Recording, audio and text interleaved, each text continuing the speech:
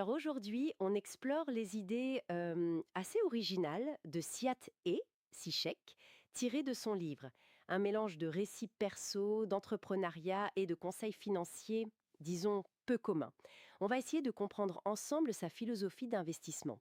C'est très axé sur le concret, le physique, C'est ça. l'immobilier, l'or, l'argent. Il utilise aussi le crédit comme levier et il vise le très long terme.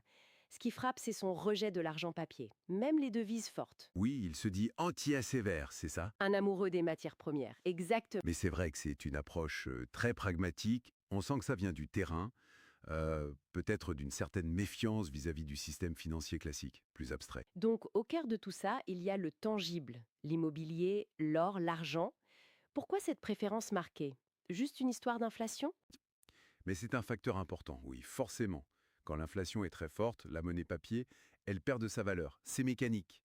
Alors que les actifs physiques, eux, ont tendance à mieux conserver leur valeur. Mais je pense qu'il y a aussi chez lui ce besoin de posséder quelque chose de réel qu'on peut toucher. D'accord. Et pour acheter cet immobilier, il compte beaucoup sur l'effet de levier du crédit. Comment ça marche dans sa logique? Alors l'idée, c'est d'emprunter à taux fixe et si possible bas. Parce que si l'inflation décolle, disons 50% par an, eh bien le montant de la dette, lui, ne bouge pas. Donc en valeur réelle, le poids de cette dette diminue avec le temps. Si aujourd'hui 630 000 TL, c'est une somme, dans quelques années, avec beaucoup d'inflation, ça pèsera moins lourd proportionnellement. Malin. Et il ajoute que parfois, des avantages fiscaux en Turquie ont pu rendre ça encore plus intéressant pour un premier achat immobilier.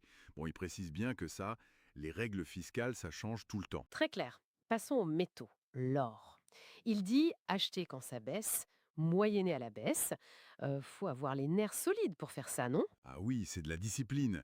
Le but, c'est pas de faire le coup parfait, d'acheter au plus bas, c'est d'accumuler petit à petit sur la durée. Il donne cet exemple de l'or qui passe de 290 à 2500 TL en 4 ans.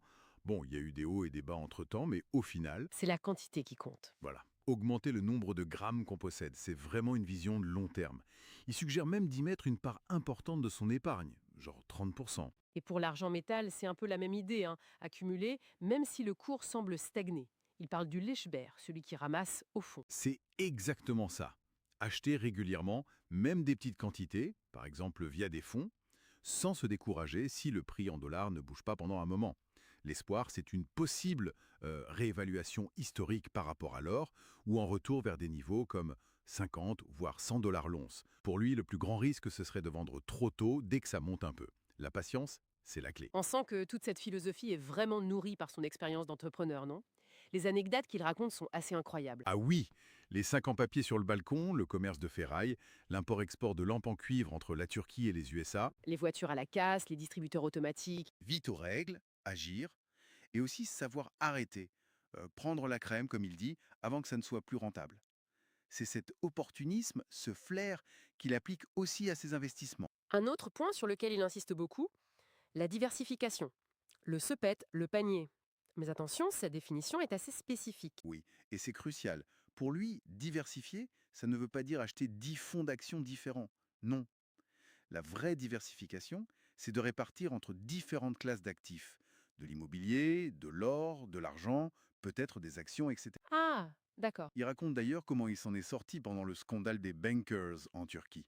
Justement, parce qu'il avait mis son argent chez 10 intermédiaires différents, pas un seul. Quand certains ont coulé, il n'a pas tout perdu. C'est une sécurité. C'est une leçon importante.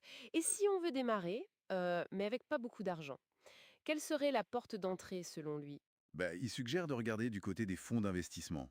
Ceux qu'on peut trouver sur des plateformes comme Tefas, en Turquie par exemple, ça permet même avec de petites sommes d'avoir accès à une gestion pro et à une diversification déjà intégrée. C'est moins risqué au début que de choisir soi-même des actions ou des obligations. C'est une piste intéressante pour commencer. Bien sûr, il faut quand même regarder le niveau de risque du fonds, les frais de gestion, hein. Faut comprendre dans quoi on met son argent. Bien sûr, donc si on résume, croire aux tangibles, aux actifs physiques, utiliser la dette intelligemment, accumuler avec patience sans céder à la panique, diversifier vraiment entre les types d'actifs, et puis garder cet esprit un peu entrepreneur. C'est tout à fait ça. Et ça mène une dernière petite question pour réfléchir peut-être. Oui, Comment cette approche, très ancrée dans le temps long, le physique, le concret, oui. comment elle se situe par rapport aux tendances actuelles? tout va très vite, c'est numérique, parfois très spéculatif. Quel changement de regard ça demande aujourd'hui d'adopter une telle philosophie?